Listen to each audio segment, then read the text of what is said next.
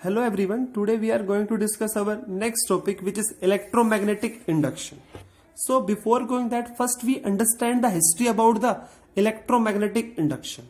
Okay, देखो हमने अभी तक क्या पढ़ा है, अगर किसी भी वायर से करंट पास होगा तो उस वायर के अराउंड में मैग्नेटिक फील्ड बनेगा और हम क्या बोलते हैं कि इस नेचर में सिमिट्री है। तो अगर करंट मैग्नेटिक फील्ड बना रहा है तो मैग्नेटिक फील्ड को करंट बनाना चाहिए, ठीक है। तो इस चीज को प्रूफ करने के लिए हमारे बहुत सारे साइंटिस्ट ने वर्क किया। तो फाइनली क्या हुआ, एक साइंटिस्ट थे फेराडे, उन्होंने एक्सपेरिमेंट किया जिसमें उन्होंने क्या पाया कि changing magnetic field produce current. अगर आपका मैग्नेटिक फील्ड चेंज होगा तो वो करंट को प्रोड्यूस करेगा। ओके, तो ये एक्सपेरिमेंट किसने किया था? फेराडे ने। और आपको याद रखना है कि सबसे पहले जो कंट्रीब्यूशन है इलेक्ट्रोमैग्नेटिक इंडक्शन में वो किसने किया है? फेराडे ने किया है, ठीक है। अब ये जो इलेक्ट्रोमैग्नेटिक इंडक्शन है बेसिकली इसका बहुत इंपॉर्टेंस है हमारी डेली बेसिस लाइफ में। अब आप बहुत सारे ऐसी चीजों को यूज करते हो, अब उनका जो पीछे वर्किंग प्रिंसिपल है वो कहीं ना कहीं इसी पे वर्क कर रहा होता है, इलेक्ट्रोमैग्नेटिक इंडक्शन पे। मैं आपको एग्जांपल बताता हूं। देखो, आपने देखा होगा जो जनरेटर होता है वो किस पे काम करता है? इलेक्ट्रोमैग्नेटिक इंडक्शन पे ही काम करता है। जो आपने देखा है ट्रांसफॉर्मर होता है जिसके थ्रू हमारे घरों में लाइट आती है, वो भी किस पे काम कर रहा होता है? इलेक्ट्रोमैग्नेटिक इंडक्शन में। तो बहुत इसका यूज है आज इस एडवांस लाइफ में, ठीक है। तो हम लोग अब स्टार्ट करते हैं अपना टॉपिक। देखो, इलेक्ट्रोमैग्नेटिक इंडक्शन है क्या? It is the phenomena or process of inducing EMF or a current when the magnetic flux linked with the conductor changes. Okay, भाई EMI या इलेक्ट्रोमैग्नेटिक इंडक्शन है क्या? अगर आपका मैग्नेटिक फ्लक्स चेंज होगा तो क्या होगा? आपका करंट क्या होगा? इंड्यूस होगा, ठीक है। मतलब कॉज ऑफ करंट क्या है? Changing magnetic field. आप बोल सकते हो ऐसे, cause of induce current basically है क्या? Changing magnetic flux. अब ये समझते हैं फ्लक्स क्या होता है। देखो, ठीक है। अब फ्लक्स क्या है? देखो, अगर मान लो आपके पास कोई भी एक क्लोज लूप है, इसकी शेप कैसी भी हो सकती है। अभी मैंने यहां पे कोई स्क्वायर लूप ले लिया, ठीक है, और ये मेरे पास क्या है? मैग्नेटिक फील्ड लाइंस, ठीक है। अब इस क्लोज लूप से जितनी आपकी नंबर ऑफ फील्ड लाइंस पास हो रही है वही बेसिकली क्या है? मैग्नेटिक फ्लक्स, ठीक है। तो मैग्नेटिक फ्लक्स क्या है? The number of magnetic field lines passing या pass through a close loop. कि जितनी आपकी number of field lines pass होगी इस क्लोज लूप से वही बेसिकली क्या होगा? Current, magnetic flux. ओके, अब ये देखते हैं कि जो हमारा फ्लक्स है वो किन किन फैक्टर्स पे डिपेंड करता है। जो फ्लक्स है वो किस पे डिपेंड करता है? Magnitude of magnetic field. इसका मतलब क्या है? आपको मैंने इससे पहले ही बताया था कि जो नंबर ऑफ फील्ड लाइंस है वो किसको रिप्रेजेंट करती है? स्ट्रेंथ ऑफ मैग्नेटिक फील्ड को, ठीक है। इसका मतलब क्या? देखो, अगर मैं बोल दूं कि मेरे पास इस गिवन एरिया में 3 नंबर ऑफ फील्ड लाइंस, ठीक है, 3 फील्ड लाइंस है, और यहां पे मान लो नंबर ऑफ फील्ड लाइंस मान लो क्या है? 5। तो आप ये बात बोल सकते हो कि यहां पे जो मैग्नेटिक फील्ड होगा वो ज्यादा होगा एज कंपेयर टू द इस सिचुएशन से, ठीक है, क्योंकि यहां पे फील्ड लाइंस की जो क्राउडनेस है, जो डेंसिटी है वो ज्यादा है, तो आपका फील्ड भी यहां पे क्या है? ज्यादा। तो आपको एक बात याद रखनी है, the crowdness of field lines show the strength of magnetic field. Okay, ये बात तो आप समझ चुके हो। तो देखो, अब फ्लक्स पे आता है अपने वाले पॉइंट पे। फ्लक्स क्या है? इस क्लोज लूप से जितनी आपकी मैग्नेटिक फील्ड लाइंस पास हो रही है वही बेसिकली क्या है? फ्लक्स। अगर मैं बोल दूं कि मेरे पास मान लो कोई भी एक यहां पे कोई क्लोज लूप है, ठीक है, तो आप क्या बोलोगे? यहां से अगर मान लो कुछ फ्लक्स φ1 है, ठीक है, मैंने φ1 लिख दिया ऐसे कुछ, और ये यहां पे मान लो मेरे पास सेम एरिया का सेम लूप यहां पे भी है, यहां पे मान लो फ्लक्स कितना है? φ2।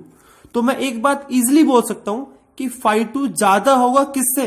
φ1 से, क्योंकि यहां पे फील्ड स्ट्रोंग है as compare to the this situation. Okay, तो यहां पे अगर फील्ड स्ट्रोंग होगा तो यहां पे फ्लक्स भी क्या होगा, ज्यादा। तो एक बात आप समझ चुके हो, flux depends on magnitude of magnetic field. अब नेक्स्ट आता है एरिया पे। अब देखो, अगर मान लो मैं यहां पे एरिया को छोटा कम कर दूं, अगर मान लो मैं एरिया को कम कर दूं यहां पे इस लूप के, तो आप क्या देखोगे, आपकी नंबर ऑफ फील्ड लाइंस कम पास होगी लूप में से, तो आप क्या बोलोगे, आपका फ्लक्स क्या हो जाएगा, डिक्रीज। तो एक बात आप बोल सकते हो कि आपका जो फ्लक्स है वो कहीं ना कहीं किस पे डिपेंड करता है, एरिया ऑफ लूप पे भी डिपेंड करता है। ठीक है, and the third factor is orientation. ठीक है, ओरिएंटेशन का मीनिंग क्या है, देखो अगर मान लो आपके पास कोई भी एक लूप है, अभी उसको आपने ऐसे रख रखा है, ठीक है, मतलब इस पेपर के परपेंडिकुलर, और आपकी मान लो फील्ड लाइंस एक्स डायरेक्शन में है, बहुत सारी फील्ड लाइंस है। अगर इस लूप को मैं इसकी ओरिएंटेशन चेंज करूंगा, ऐसे कर दूंगा, तो आप क्या देखोगे, आपकी जो नंबर ऑफ फील्ड लाइंस है वो कम पास होगी इस लूप में, सब कुछ ही field number of field lines pass होगी। समझ रहे हो आप, जब आप उसको स्ट्रेट रखोगे तो नंबर ऑफ फील्ड लाइंस ज्यादा पास होगी, जब इसको आप टिल्ट कर दोगे तो नंबर ऑफ फील्ड लाइंस क्या होंगी, कम पास होगी। तो अगर नंबर ऑफ फील्ड लाइंस कम पास होगी तो आप क्या बोलोगे, आपका फ्लक्स क्या हो जाएगा, कम। ठीक है, तो छोटा सा आइडिया था मैग्नेटिक फ्लक्स के बारे में। तो फ्लक्स याद रखना है आपको, the number of field lines passing through the close loop. Flux depends on magnetic field, area and the orientation. ठीक है, अब नेक्स्ट क्या है हमारा, फैराडेज एक्सपेरिमेंट। जो फैराडे ने किया हम उस चीज को अब समझते हैं अच्छी तरह, उनके क्या क्या एक्सपेरिमेंट थे। ओके, तो फर्स्ट एक्सपेरिमेंट समझते हैं। देखो देखो हमारे पास एक मान लो कोई भी एक कॉइल है, सर्कुलर कॉइल है या लूप है मान लो, और जो किससे कनेक्ट है, किसी गैल्वेनोमीटर के साथ। ये मेरे पास क्या है, गैल्वेनोमीटर। अब ये गैल्वेनोमीटर क्या होता है, it is a device which measure the small amount of current, जो स्मॉल अमाउंट ऑफ करंट को मेजर कर सकता है, डिटेक्ट कर सकता है। ठीक है, मतलब अगर मुझे मान लो small amount of current measure करना है तो हम किसका यूज करेंगे, गैल्वेनोमीटर का। ठीक है, क्योंकि जो एमीटर होता है वो लार्ज करंट को मेजर करता है। याद रखना है आपको, हमने इससे पहले क्या पढ़ा था, करंट को कौन मेजर करता है, एमीटर, बट ये लार्ज अमाउंट ऑफ करंट को मेजर करता है। अगर करंट बहुत ही कम है तो इसे कौन डिटेक्ट करता है, हमारा गैल्वेनोमीटर।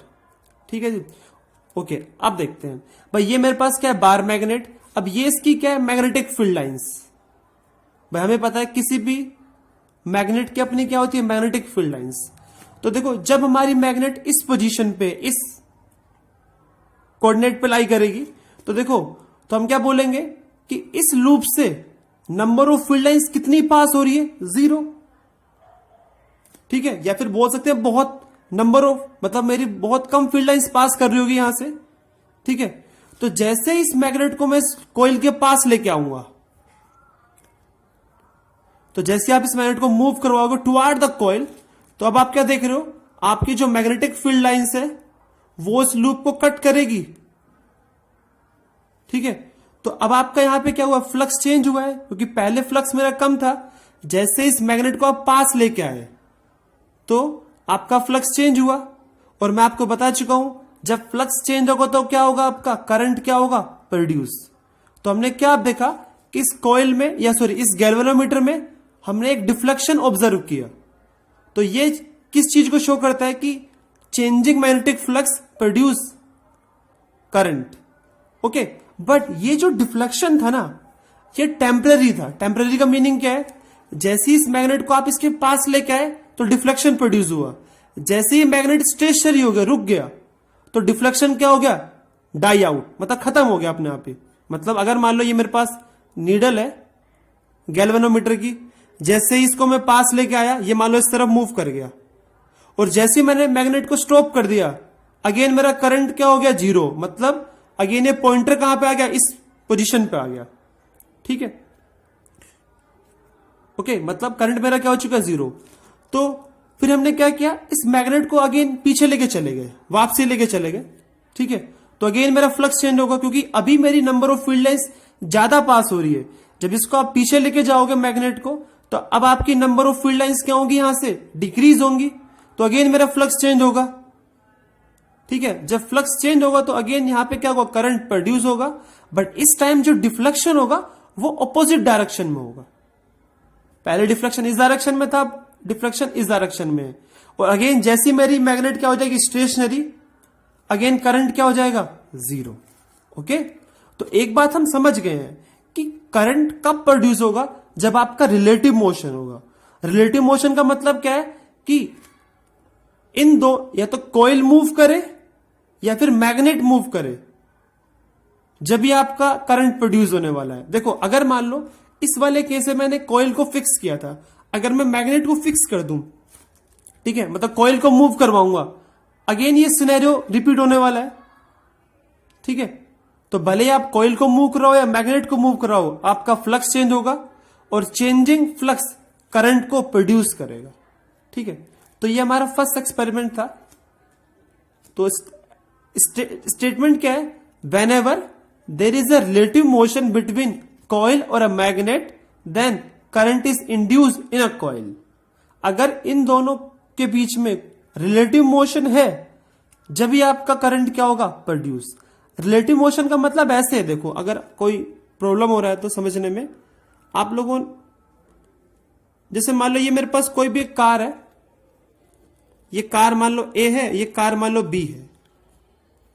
ठीक है, अगर मैं आपसे पूछूं कि ये कार मूव कर रही है इस डायरेक्शन में और ये भी कार इस डायरेक्शन में मूव कर रही है, इसकी वेलोसिटी मान लो 10 है, इसकी वेलोसिटी भी 10 है, तो मैं अगर आपसे पूछूं वेलोसिटी ऑफ बी, मतलब बी की वेलोसिटी बतानी है एक रिस्पेक्ट में, तो आंसर क्या होगा, 0।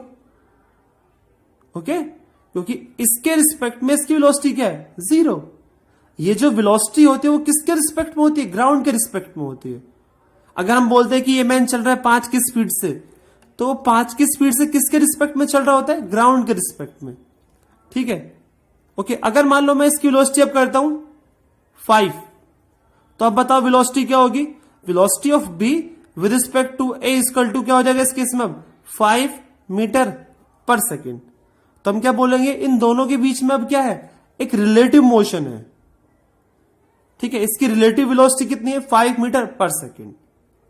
ठीक है जी, तो ये छोटा सा आइडिया था रिलेटिव का मीनिंग क्या होता है, रिलेटिव मोशन का मतलब क्या होता है, कि अगर इन दोनों में कोई भी अगर मूव कर रहा हुआ, ठीक है, तो आपका करंट क्या होगा, प्रोड्यूस होगा कॉइल के अंदर। ओके, ठीक है, अब नेक्स्ट क्या है, ओके, अब नेक्स्ट क्या है, अब मान लेते हैं कि आपके पास कोई भी एक कोर है। कोर बेसिकली क्या होता है, जिसके ऊपर आप वाइंडिंग करते हो। भाई ये मान लो मेरे पास S1 वाइंडिंग है, इसको मैंने बोल दिया प्राइमरी वाइंडिंग, और ये मेरे पास क्या है, S2 वाइंडिंग्स, ये मेरी क्या है, सेकेंडरी वाइंडिंग।